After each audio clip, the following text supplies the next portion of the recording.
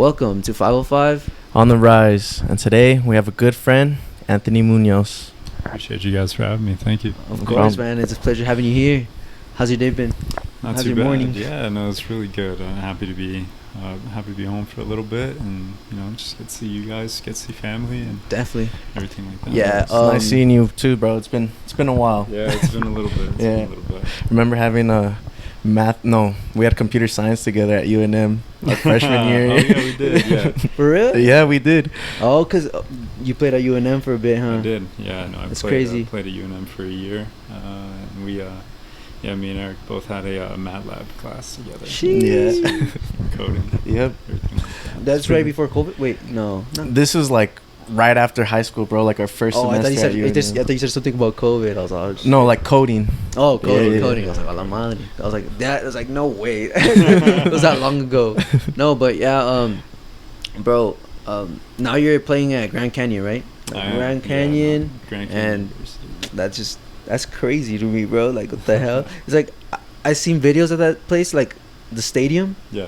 That shit looks dope. Yeah, no, honestly, I think the stadium that we have, it's probably Top tier, 5, top 10, tier for sure. I seen that in shit. the country. Especially with our fan base as well. Mm-hmm. We have our fan club for all of athletics. It's they're called the Havocs. Havocs. Yeah, so it's just this group of students that just honestly come out with a ton of drums, ton of excitement, and they just keep the energy going through the games. Hell yeah, that's lit. It's super cool. But you guys are like high school rivals, no? Not rivals, but like there was definitely some tension when you guys played, because like you took senior year, didn't you? They took junior year. and they took junior year. Yep. That shit's crazy. Yeah, no, It's good competition. It was nice. Yeah. And then you guys were club teammates, Yeah, right? dude. We had some fun times in club. Oh, like, definitely. Club, bro. But have you always been a keeper, like since you were little? Like, I have actually, yeah. So let me see. So I started off being a goalkeeper when I was, I think, 11. oh shit. So I'm 21 now, so that'd be about 10 years. Yeah. Yeah, and the story kind of goes. So my dad was coaching this indoor league team. We were playing over at an old place called Blades. You Mhm. remember that? And I was playing on the field, and I get subbed off, and I'm just like really bugging him. I was like, man, can I go in goal? Can I be a goalkeeper for just a little bit? I really want to try it. And he shot me down probably about the 3 or 4 times that I asked him that I was subbed off, and finally he obliged and was like, all right, put the gloves on, go in goal. He subbed me in, and he said I saved every one of them in the game. Yeah. The rest is history. Yeah, I wouldn't say it's history, No? but I mean, It's work. Yeah. It's in the process, bro. yeah. That's lit though. So what position were you playing right before that? Do you remember? Anywhere on the field, mostly I think mostly a right side midfielder. Okay. I played a little bit of defense too. I liked scoring goals. Yeah, everybody does. I mean, it's pretty much everybody does. So, Yeah. But I found my spot in goal, and that was kind of everything. from That's there. sick, bro. So, Bro, fun fact. Did you know that this guy was a hooper too? You're a hooper? I did, yeah. No wonder the kicks. So I was like, this homie can hoop. Did you like hoop in high school or no? I did, yeah. No, You did? I played basketball all the way up until till my sophomore year in high school. Oh shit, that's sick. And I played baseball actually. So I played baseball, basketball, and soccer. What are your favorite baseball team and basketball team? Baseball team, probably a mix between the Pittsburgh Pirates Okay. and then the New York Yankees. That's lit. That's lit. So, and then basketball, I'm a huge Spurs fan. Greg Popovich and all That's those sick. guys, So your family like just athletic, like they were just all into sports, so that's where you've been. yeah, I'd say so. Yeah, no, my family is really huge into sports. Okay. They really embrace everything with athletics and stuff like that. I remember there was always kind of like a hint that my cousin was coming into town, because my dad or my aunt, they would ask me like, hey, do you want to bring a football over to your grandpa's house or your grandparents' house? Or do you want to bring like a bag of like your baseball glove and a soccer ball or things like that? Because I knew I always, was able to kick it around with my cousin or just toss a football with him and stuff like that. That's lit. So that was Did your parents play sports as well? My mom didn't play sports, but my dad, he was a big basketball player. Okay. I loved basketball just growing up.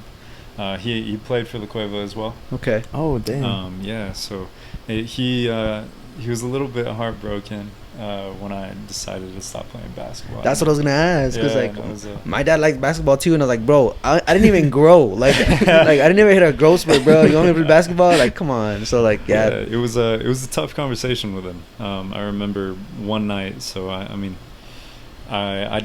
had kind of made the decision myself mid-season of my sophomore year. Okay. I want to focus on soccer because I'd made it a goal of mine to play higher college levels. soccer. Mm-hmm. Yeah, so I was, I made the decision that this is my last season, but I hadn't told my dad or anybody in my family. It was just for me. And I remember after the season, we were getting ready for bed, and I just kind of walked up to him. He was watching TV, and just kind of told him like, "Hey, can I talk to you about something?" And he, I mean, looking back on it now, he was like, I kind of had a little bit of a clue. Yeah. But for me to tell him like, Straight I don't up. think I want to play basketball anymore, and that was, yeah, man, that was tough for him. Oof. So what do you say you were basically doing it for him, kind of? Oh no. I mean, You did like the sport. I enjoyed playing it. I enjoyed playing basketball. I enjoyed playing baseball when I did too. Mhm. I enjoyed seeing his excitement. Yeah. Whenever I'd play well, he's always been like my biggest critic as well. Yeah. With it. So I took a lot of pointers from him, and I played until I just didn't enjoy the work anymore. Okay. So I mean, that's kind of always been my. And that's kind of when you know. my motto a little bit. Yeah, if you do everything that you love. Yeah. So until I was playing baseball until I didn't enjoy the process, if you want to call it, showing up to practice and everything like that. And then the same thing with basketball. I just kind of lose the love for it. Yeah. And that's when I decided to call it quits, and I just you try and do everything in life. Like that, Oh yeah. So. And then you did the right choice, bro. No, Look where for you're at sure. now. I mean, Appreciate he that, didn't man. disappoint your dad either. No, man. Taking He is- state, like. No, my dad's been the biggest supporter of everything I do. Yeah, of course. He's as distraught as he was that I wasn't playing basketball anymore. Mhm. He's become probably the biggest soccer fan I know. So he wasn't like a real big soccer fan prior. Oh no, he was a huge basketball fan. Okay, like Loved Mm. everything basketball. I remember when I was still like, playing, like AYSO Okay. type soccer. Like at the beginning stages. Yeah, at the beginning. He didn't know a whole lot of soccer. Okay. So I remember after games he would ask me, he's like, what's offsides, or like, Okay. or things like, how come you can't like grab the ball Mhm. when somebody passes it back to you or something Mhm. like that. That's when I was starting to become a goalkeeper. And shoot, man, now when I'm at school, I may not have a chance to like watch a game or something like that. Yeah. He'll send me a text and be like, "Hey, did you watch the Tottenham Hotspurs game? Did you see the score? Did you see what the goalkeeper did?" And I'm like, "No, actually, I didn't." So you watched it. He's keeping you before I did. updated. Yeah. Oh, he is. So because he's it's funny correlation, if you want to call it. He's a San Antonio Spurs fan. Okay. So when he was picking his Premier League team, he was like, "You know what? Spurs, I'm gonna be a Tottenham." So, That makes sense. yeah, right. Yeah. So, and he always asks me, he's like, "All right, so it's a Tottenham Hotspurs. Why is their mascot a rooster?" Yeah. Like that. Just A rooster? standing on a ball. Yeah, like, exactly. It is it a rooster? I'm Yeah. pretty sure. Yeah, I've never really looked into it, but like, yeah, it makes sense. Yeah. But that's a cool little connection, definitely. Yeah, definitely. No, so man, he's the biggest soccer fan there is. Oh, yeah. And, he's there at every single one of the games that I have. And, Mhm. yeah, it's really great. That's awesome, dude. No, yeah, but let's go to like high school, bro. Like Sure. in high school, do you have like a memory like you like that you cherish, bro? Oh man. Well, I bet there's a lot. Yeah, you know? There's a lot. There is, It's yeah. a little tough, man. My time at La Cueva, I really enjoyed every second of it. Bet. You know, that school has opened up so many doors and opportunities for me. Not only with soccer, but just, you know, in general, meeting certain people, having connections with some of the faculty. You know, and I wanted to go to La Cueva. Okay. Yeah, so because actually all the way up until, because we moved my junior year of high school, I lived across the street from Cibola. Okay. So like walking distance, one street, and I'm there. Yeah, I can wake up 10 minutes before class if I And wanted just to go, or yeah. something. Yeah. Right. So, but yeah, no, I made the decision to transfer to La Cueva for high school, and you know that was a big culture shock in a little bit of a sense, but you know I loved every second of it. You know. For sure. Like quick story about it is, you know, so my freshman year, obviously, you know, I couldn't drive yet. I didn't have my license, and both my parents, they worked on the west side of town. Okay. So because La Cueva's on the east side, and so there was no way, you know, for me to get to school every morning, things like that. So every morning, I took the number 44 city bus. No way. Yeah. So woke up at 6, took the bus at 6:30. Wow. Jumped on it, made my way across town, and had a little bit of a walk to school. And I was there probably like 30 minutes early before class. Dang. And then like practice. Went to practice and then jumped on the bus, come back home. Holy shit. Yeah, so that was. That's crazy. That's crazy. Yeah. I did not know that, bro. Yeah. What?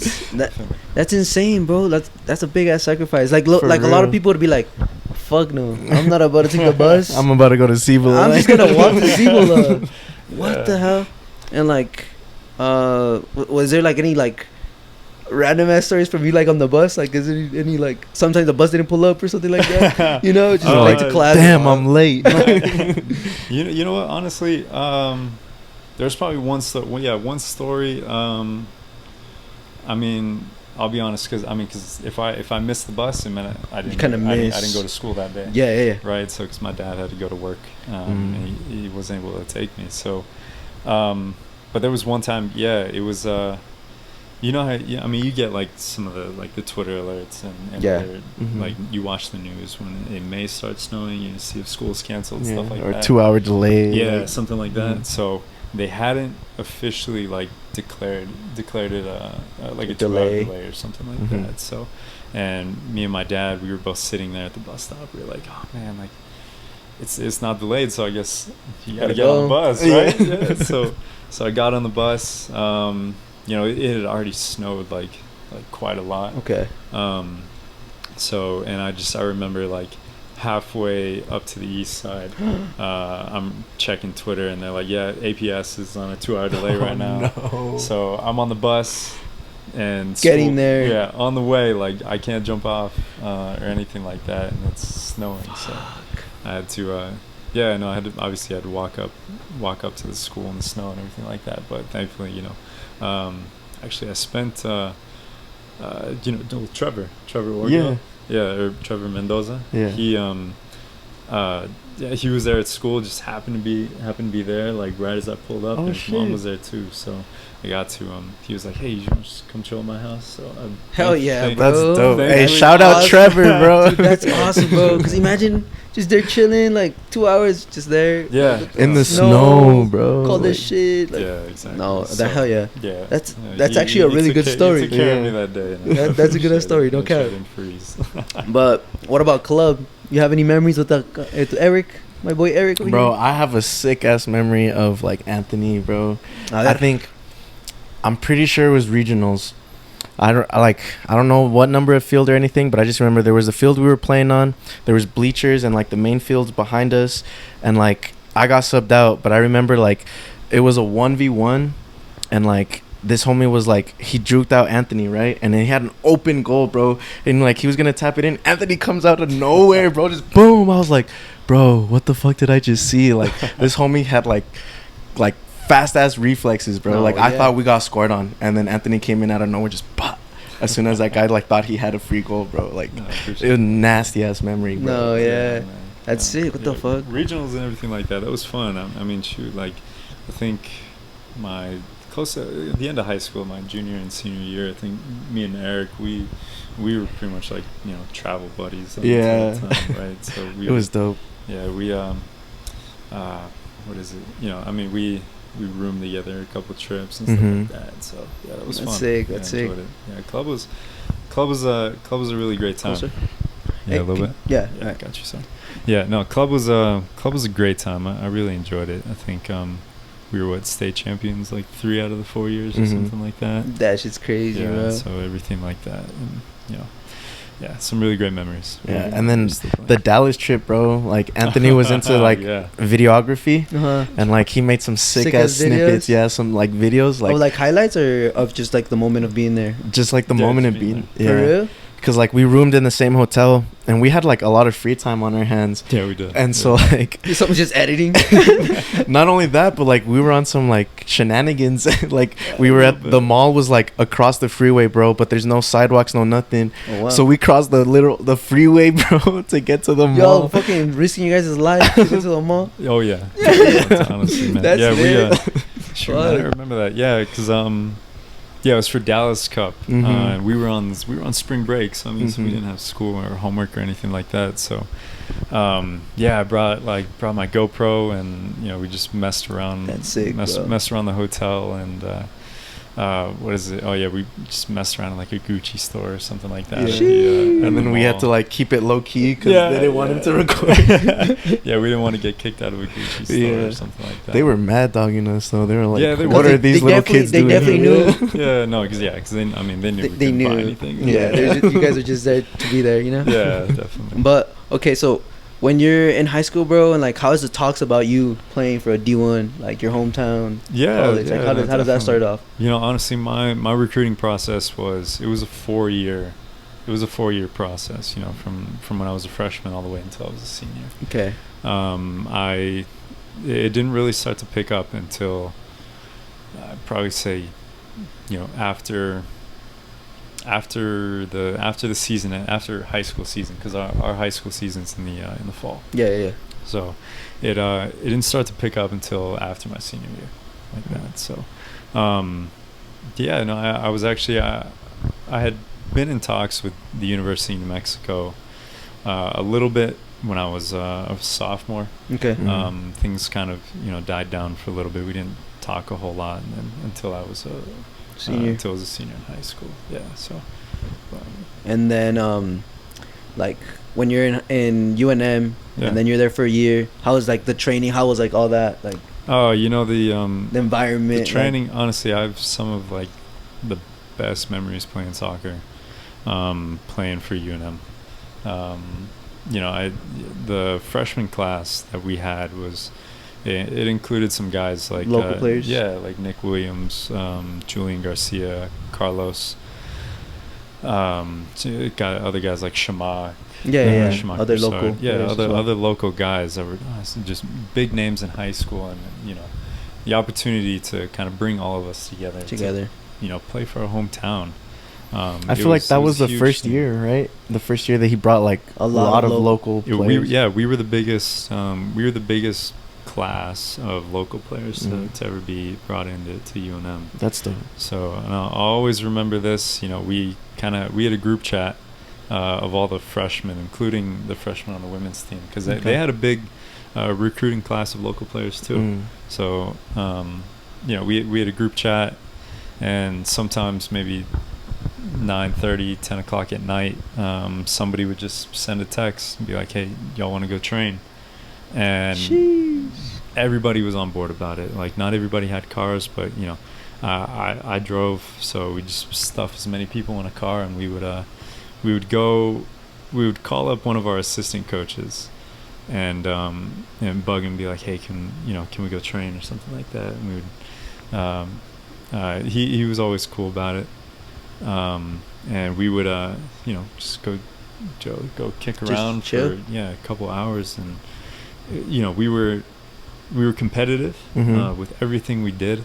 So it wasn't like we weren't just like messing around or anything like that, but the competitiveness made it like so fun. And just that was something that I'll really enjoy for that's for a it. really It's a long good time. memory. Just having a group of guys that just at whatever time of the night they just want to go get better. They just want to go be the best that we can for university and then like throughout that time is like around when like you're also playing for Seoul, right? Aren't you like playing for Seoul or training with Seoul? So I let me see. Because I remember training and like I saw you there a couple times. Remember? I don't know if you remember, but I remember. Dude, I have a scar. I don't know if you remember. Like there was this like nasty tackle we got into 50-50. Oh yeah. And, like I have a scar from your like cleats, bro. Right? Yeah, I do. Yeah, it was a 1v1, and like the ball went long. Someone gave me like a long one. I was like, should I go? I was like, that. Yeah, I went to go close out, and I ended up closing you out. Yeah, it's good. Like sure. That's sick. But but so like how was? Yeah. So actually, I had been before I played a PDL season with you, with the Albuquerque Soul. I had actually trained with them for a couple of years before that, while I was in high school. So I would kind of my senior year of high school, we would train I think at like 6 a.m. or something like that. So I would drive all the way to St. Pius High School where we would train, and just right after that go to class. And thankfully one of my teachers at La Cueva, she was my social justice teacher, and Miss Hood, she would allow me to come in late whenever I would train, so I didn't have to get a shout late out to pass Miss or Hood. anything like that. So I would go train in the mornings with Albuquerque Soul, and then just go to class right after that. And then I imagine probably like club practice or high school practice after. Yeah, right? Be right after that. Yeah, so I'd kind of train in the morning, go to school, and then train with either club or high school. After that. So. And then like unfortunately we went through the event of like UNM closing down their soccer program. Yes. Like, and then I know that you guys did everything in you guys' power to like keep it. Yeah. And like I wanted to know like your process, or like how was all that? Like how did that go? Yeah. Okay. Yeah. So so the process of trying to get the University of New Mexico soccer program reinstated was 10 months of either trying to get a revote with the Board of Regents, or also trying to kind of lobby for the legislature up in Santa Fe to try and help out the program. Yeah. So we were cut in the beginning of July. Okay. Right before preseason had started. And that was kind of it was a big thing. It was a huge shock to everybody in the state, especially everybody, all the soccer players, the whole soccer community. It was almost cutting out a way outlet to continue playing soccer. Like it was like an outlet for like those people that wanted that like another option, exactly to get farther. You know what? And myself included, growing up around guys that are playing for New Mexico United, like seeing Devin Sandoval when he was at UNM, or guys like Nico Williams and other another engineering goalkeeper, Jason Bouillou. I hope I pronounced his name correctly. I don't want to mean any disrespect to that, but just going to the games every Friday night, and just wanting to be those guys, wanting to be on the field, and that was really tough. So myself and some more of my teammates, we really kind of took it as an initiative that we spent a lot of our time in high school working hard working for hard that to moment be here. Yeah. So it doesn't stop. We're going to do everything we can to to keep the program that we really wanted to play for here. So we we did, myself and Nick Williams, we did radio interviews. We talked with Channel 4, Channel 13, with Van Tate. We had a sit-down interview with him, just to kind of keep the momentum going. Of hey, the Board of Regents made a decision to cut our program, but we want to show just how much this program means to the state.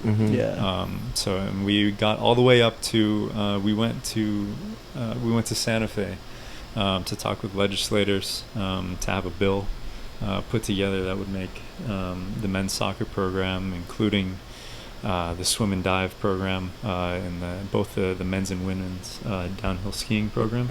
Those are all the ones that were cut as beneficiaries of a sum of money that was coming from the state, and we were able to get it passed.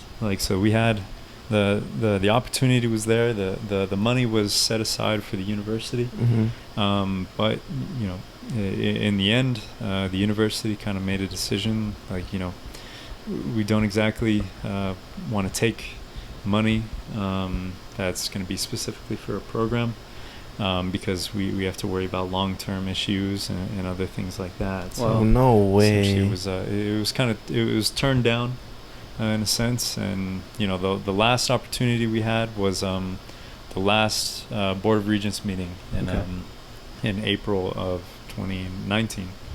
And that was with new Board of Regents, and spoke with them, trying to say hey, can we bring up this issue one last time? We need one more vote, and they turned it down, didn't decide to vote, and that was kind of it. That was kind of it. That is that's weird too, because isn't it was it the men's or the women's ski team that have a national championship from UNM? I'm not sure which team, but they have the only national championship that we have. I mean, as far as a team sport, we have national champions. UNM has national champions in track and other sports as well. But they decided to cut them. Jeez, that's super unfortunate, because the opportunity was there. Literally, it's there. And they had passion and stuff. And UNM's nah. What the heck is that, dude, bro? And that sucks, bro. That's very unfortunate. Yeah, crushes a lot of people's dreams, basically. I'd say so. I mean, not so much for. Well, I'd say for a lot of the kids that wanted to look up to. That want, to come to the games, and because we would run kids camps during the summer, and because we, some of the kids that would come to the camps, they would come to the games too, and they would recognize us. And kind of, they'd ask us for our autograph or a picture, because they remember us from the summer. I remember being one of those kids when I was their age. Definitely. To have the opportunity to pass it on to them. That was honestly, more than playing for UNM. My goal while being there was just, to kind of foster the next group of kids that wanted to be there. Definitely. Kind of be somebody hopefully that they looked up to, and remembered as somebody that was nice to them, and everything like that. That's cool. So, do you ever think in the future they'll reinstate it? Well, I'd say, I don't think it's completely impossible. I mean, the infrastructure is there. I mean, the program, or I'm sorry, the stadium and the facilities. Program. I mean, the women's program did incredible this past year. They made it all the way to the national tournament. They who did they play after? Because they beat Navy, right? Yes, they did. They beat Navy. I don't remember who they lost to, but they were out in North Carolina with us. Okay. So, but they, I mean, the infrastructure is there, and everything. So, and UNM did actually at one time. This is before I was born. They cut the baseball program. Oh, really? But within some time they brought it back. So I'd love to see that happen, just for And we've had a few baseball players, right, make it to the MLB. Or I remember reading. Trevor. Actually, no. I'm sorry. He didn't play for UNM, but I remember seeing some article. I don't know his name, but I remember seeing it was there's gotta local. Be. Yeah. Well, there's also even for football. I know there's a lot of football players that did make it. There was one that made it to Steelers, and I guess he was an Hall of Famer or something like that. Dang. Yeah, for football. But Yeah, bro. Like that's just unfortunate. Yeah. But hopefully it's possible to bring it back. Yeah, if it's sometime in the future. if it's I think it's possible because everything's there. Mhm. They just need, And like need to I put feel it like back. United being here now, feel like that's gonna help bring the program. It's a perfect environment for it. Yeah. I think of it as and maybe not be for myself. Mhm. I may not ever have a chance to play for UNM again. But somebody else. Hopefully take advantage of that event. Yeah, be able to do that and enjoy it and represent their state Mhm. the best they can.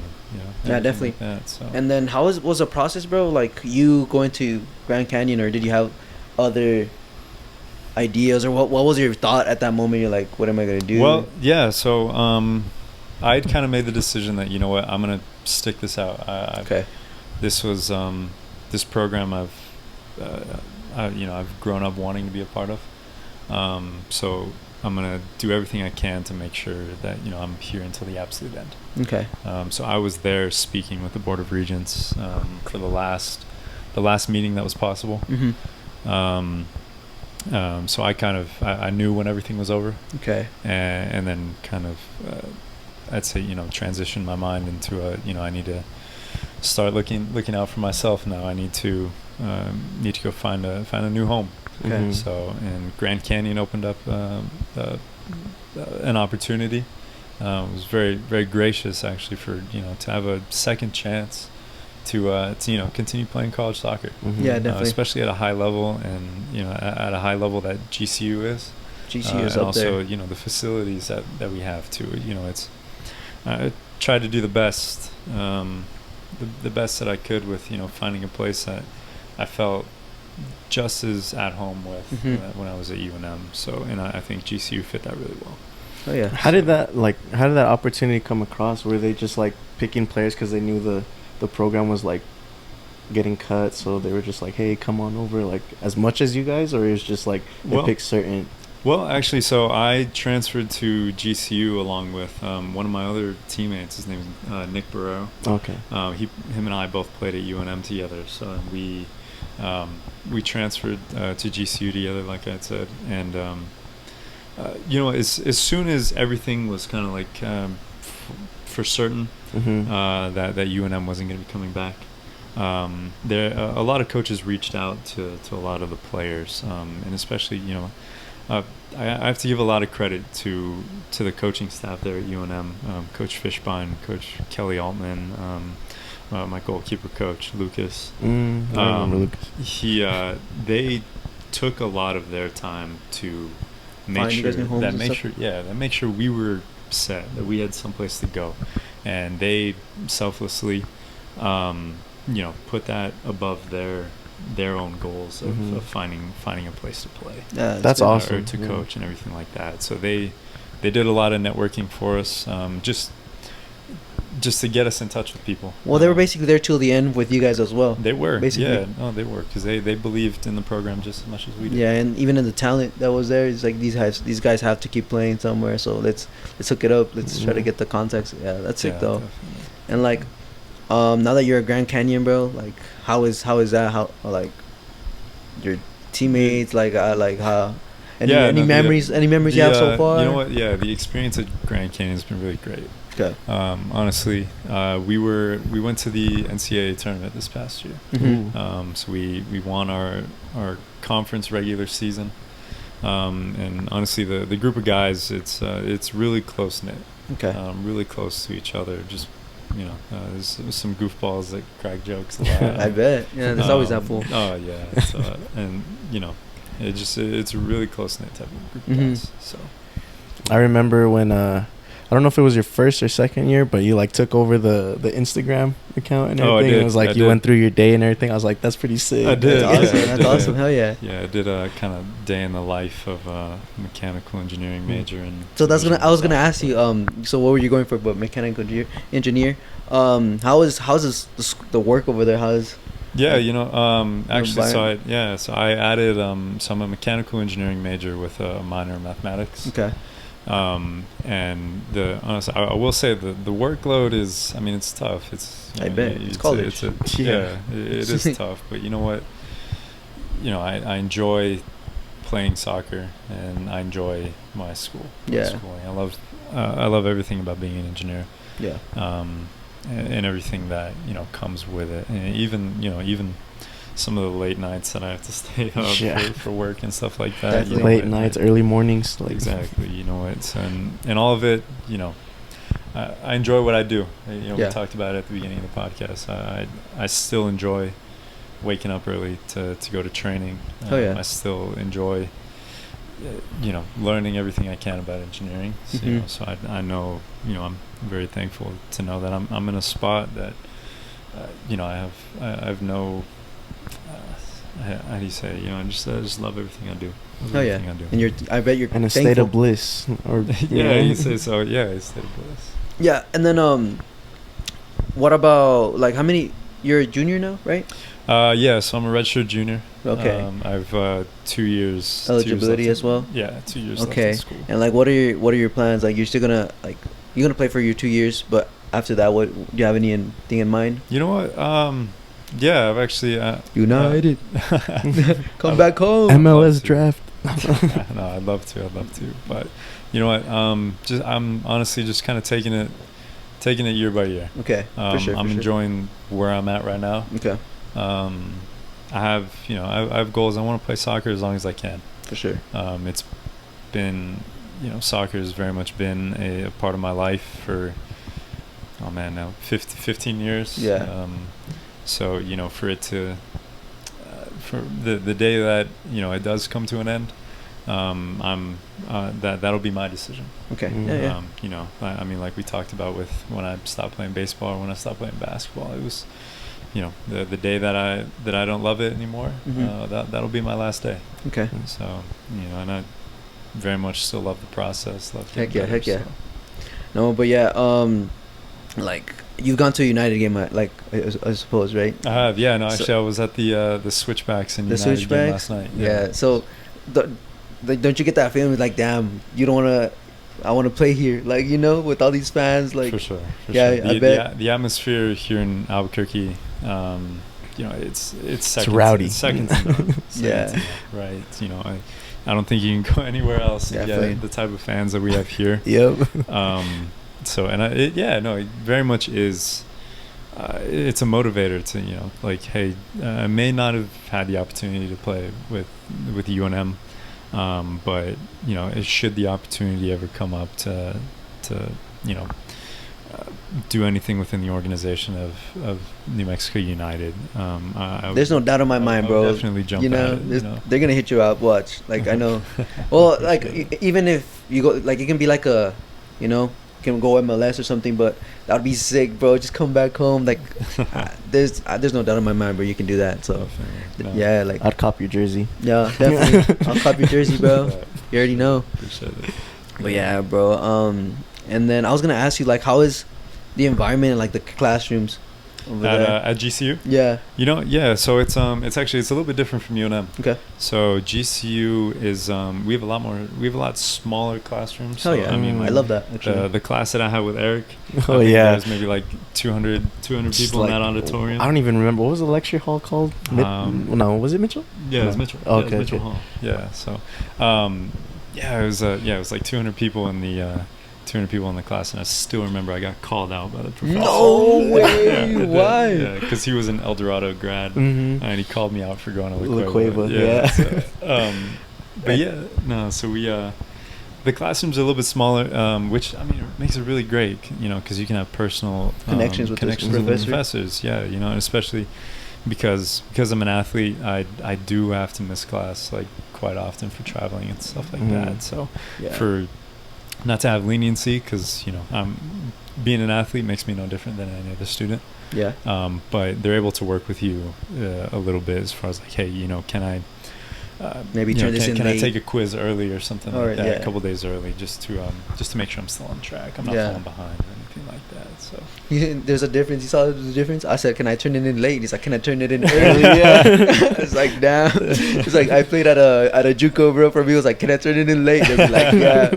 So it's funny. Yeah. Because I was like, when I said that I feel bad, I was like, sheesh. I was like, fuck.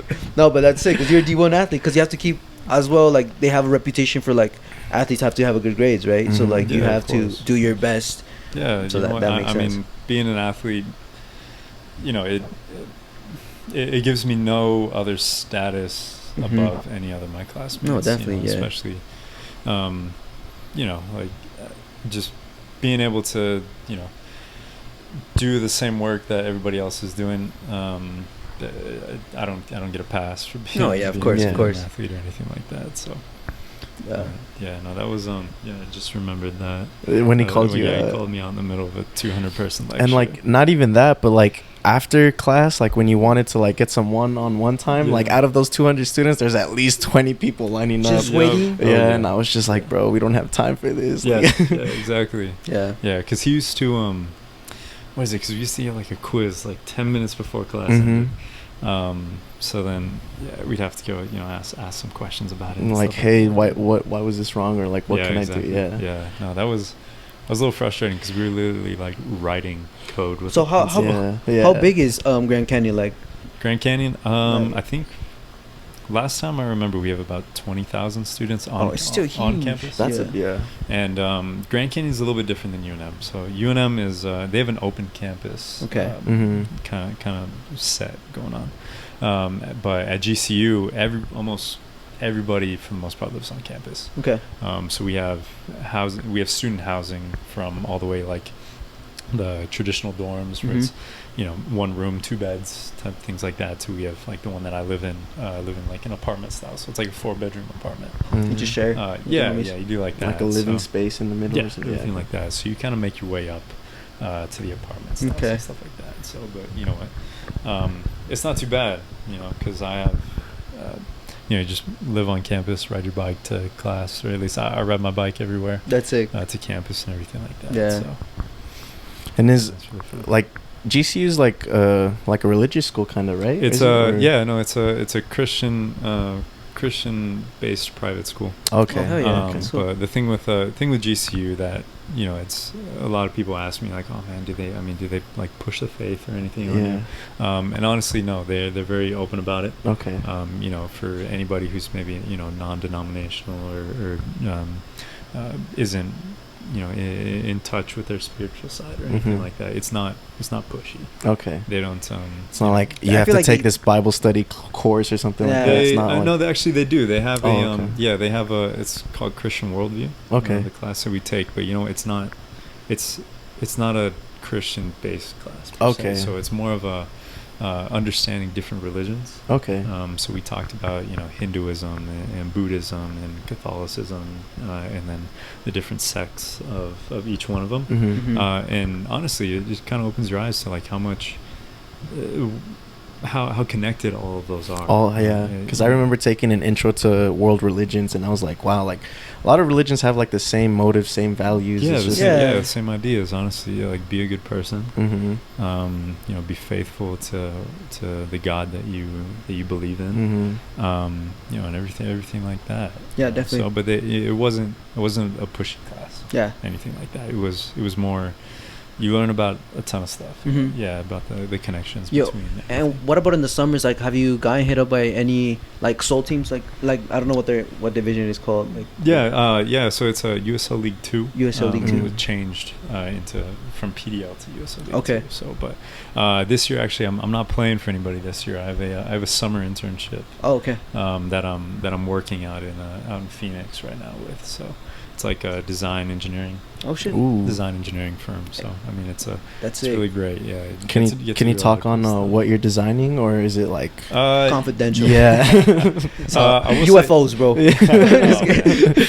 You know what? Okay, so we're a little bit different, I guess you could say, because I mean, when you think like, I'll be honest, when I thought of, you know, being an engineer, Okay. you immediately think of, you know, the engineers that work for Lockheed Martin Mhm. or Boeing Mhm. or you know, Honeywell, places like that. Boston Dynamics, Yeah, like all that. things like that. And they do they do different things, but their main goal is to, you know, with Lockheed creating, you know, an F-22 or Mhm. with Boeing working, you know, which you know, their passenger planes or anything like that. But with what we do is we work with we're contractors Mhm. really. So we work with different clients for different projects, and they're like, hey, we have this idea of a product, and we want to make it become a thing, essentially, right? So they bring up their ideas to us, and then we model it in CAD software. We have the capabilities of using 3D printers for prototyping, and then showing them like, hey, your idea in some cases there can maybe be like, hey, your idea has really great qualities to it, but we're gonna add the technical aspects of it, like making sure it's manufacturable. Sure, everything like that. Deciding, if it's going to be CNC milled, that's like taking a block of steel and turning it into a part, or if it's going to be, injection plastic molded or anything like that. And we have different manufacturing techniques for each one of those. And honestly, like the biggest learning curve outside of school is actually being in industry. You learn so much being in industry, learning from the guys that have been doing it for 10, 15, even 30 years, and learning from those guys is so the like a culture shock. You're like going from like books to actually right. No, exactly. So where I've had a couple times where I'll be reading a print, and there's some markings on it, and I'm like, man, I have absolutely no idea what this is saying. And you show, I'll go talk to one of the senior engineers, and he was like, oh yeah, I dealt with that a couple days ago, and I remember when I was in your place, and I didn't understand it, but like you're learning, and that's the point of an internship, really, is you get thrown to the wolves in some cases, but you learn to fight, and you learn to live to the next day, and honestly, you come out learning so much more. So I'm very, very thankful for the internship that I have this summer. Because I remember my first day I walked in, the first project that I was on, and everything like that, and I was like, man, like I get to do this. This is really cool. That's dope. What's the firm called, by the way? It's called Interlink Engineering. Interlink. So it's a small company, but we because I think there's about let me see, 5 or 6 guys in the office at one time, including myself, and really tight knit. We get to bounce questions off each other all the time, and we get to learn from and each help other. each That's other the biggest out, thing. And we get to learn. That's the biggest thing. Just learning as much as you can. That's dope, bro. All right, bro. I got a question for you, kind of to like head towards the end. Like, is there any like motivation that you would say, or something like a message for someone that is like trying to like play, or like even just go to like pursue engineering or sure. pursue soccer, playing college? Sure. No. So I'll give you 2. Probably one for soccer, one for engineering. I'd say. I think the biggest thing, one thing that I've learned a lot with, being or just kind of essentially, because we kind of grew up in social media a little bit. Yeah, of course. Yeah. Seeing a picture that somebody posts on Instagram or Twitter or Snapchat, the amount of time that it takes that picture is milliseconds, right? So if somebody is smiling in that picture for half a second, then you have no idea what every other all the amount of time after that picture's taken. So like just trying to focus on yourself. Seeing everything that people are doing on social media, like I think it's a great opportunity to like connect with friends and everything like that, but to do it in moderation a little bit. And where I'm kind of going with this is, like you may see somebody else saying, hey, I got hit up by a coach from Stanford, I got hit up from a coach from Notre Dame, or anything like that, and they post it on social media, and while somebody else might be like, oh man, I haven't gotten those, I haven't talked to anybody from these big name schools, but the best thing is whatever you're doing is good enough for you. Good enough for you. So like, and trust the process in a sense. I definitely I do not consider myself as somebody who who has made it, quote unquote, at all just by soccer. Like, I know. But you're on the rise. Bit of a flex. I mean, I have 3 records at La Cueva. But you know what? Like, just enjoy the process of all that stuff. Yes, you know, like, I think my best like memories in soccer are the times that, you know, I went to go work out at 5 a.m. before class, or anything like that. Like, those are just because you did it because you love to do it. Yes, sir. So as far as, you know, with engineering, man, just I think the one thing that I take is the curriculum and how hard, like, I mean, it's subjective, but how hard it is. You know, it's designed to test you. To, like my motto, you know, is, you know, I wake up every morning, like, you know, I may have had a tough day at work the previous day. I was, you know, I didn't understand a lot of the things on the drawings, or I was making some mistakes. And I wake up the next morning ready to go to work, and I you know, you can make 2 choices. You know, you can stick with the thing that's hard because you see a vision in it. You see, you know, you got your 5 and your 10 and your 15-year plans and everything like that. Or, you know, you can quit, and you can, you know, take the easy route. Yeah, take the easy route. Go do something that, you know, isn't as hard, because, you know, temporarily, you know, it's really kicking your butt or something like that. So, you know what, just like sticking with it. You know, there's some great books that I like to read. You know, just the hard, or the joy most of the time comes right after, you know, you have some of the hardest times in your life. So, and I think going through some, you know, some pretty tough times with, you know, my program getting cut, you know, having some hard time with school too, and everything like that, you know, and you know, it'll still work out, and I'm still trying to figure it out. I think we're all trying to figure it out. Of course, everything that we do, you know, but just enjoying every bit of it, you know, just enjoying every second of what you're doing. Yeah, so that's the coolest part you get to do. Definitely. So thank you for coming out again, bro. I appreciate it. I really appreciate you having taking me here, bro. your time out of your day. I know you're only here for a few days before you head back, but I appreciate you hitting us up. And of course, yes, sir. You know, getting to talk to you guys, and, you know, kind of be, you know, just get to have a good conversation. Yeah, right? something different. You know, something different. Like, and then you're on the rise, bro. You're D1, so hey, I appreciate that. Yeah, bro. For we everyone wish you the out luck on everything you do. I appreciate that. Thank you. Everyone out there, remember, keep rising.